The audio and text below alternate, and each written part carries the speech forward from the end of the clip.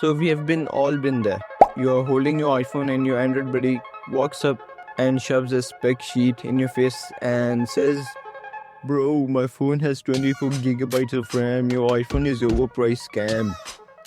On paper, those numbers look like rocket ships, but in the real world, that 24 gigabyte Android RAM is sweating to keep up with that iPhone's 8 GB RAM. Android didn't give you 24 gigabytes RAM because they want to, it's because they have to.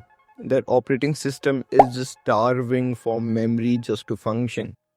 And it all comes down to dirty secrets hidden deep inside the programming code. Look, I'm not making this up. When I open my Android development environment, because my college forced me to study Android, I realize firsthand how incredibly the bloated system is, like the ecosystem is.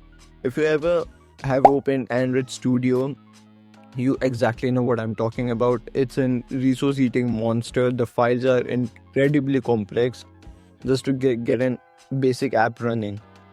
Now, Android relies on heavy Java. Now, Java is great for running on multiple platforms and computers, but it's incredibly heavy to run Java apps on an Android phone.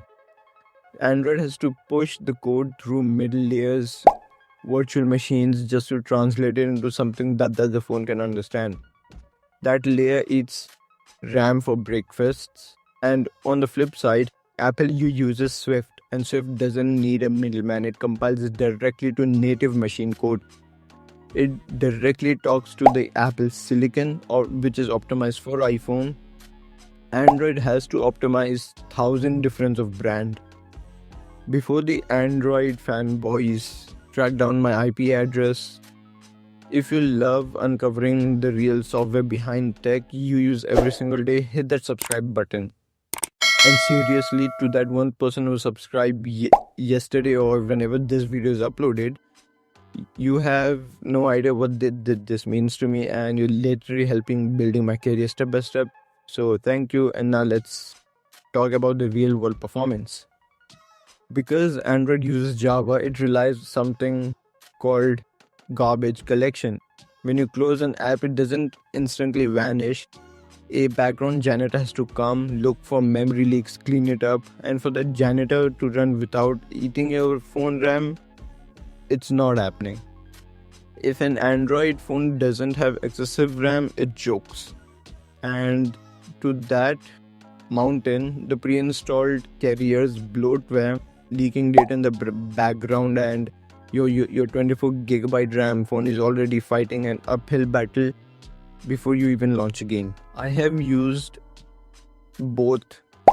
I was a Galaxy Note 9 user, and honestly the phone was great for its time. But then I switched to the iPhone 14 Pro, and the difference is day and night.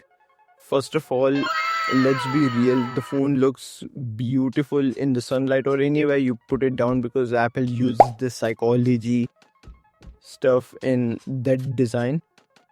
Now, I do have it of F16, and yes, some people beg or they wish for this machine, and I love it too. But after using an iPhone, I think I might be getting a MacBook Pro sometime soon with my own money in college, if you support me.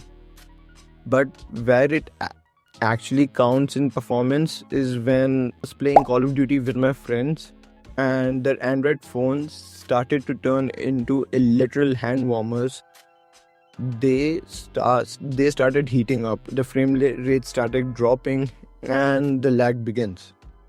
My iPhone was breezing through the match. Why? Because I don't know if iPhones do know how to prioritize user experience, but sure, the phone does get warmer and sometimes a bit too hot, but the performance never drops, or at least you won't notice after like 2-3 hours of session of Call of Duty.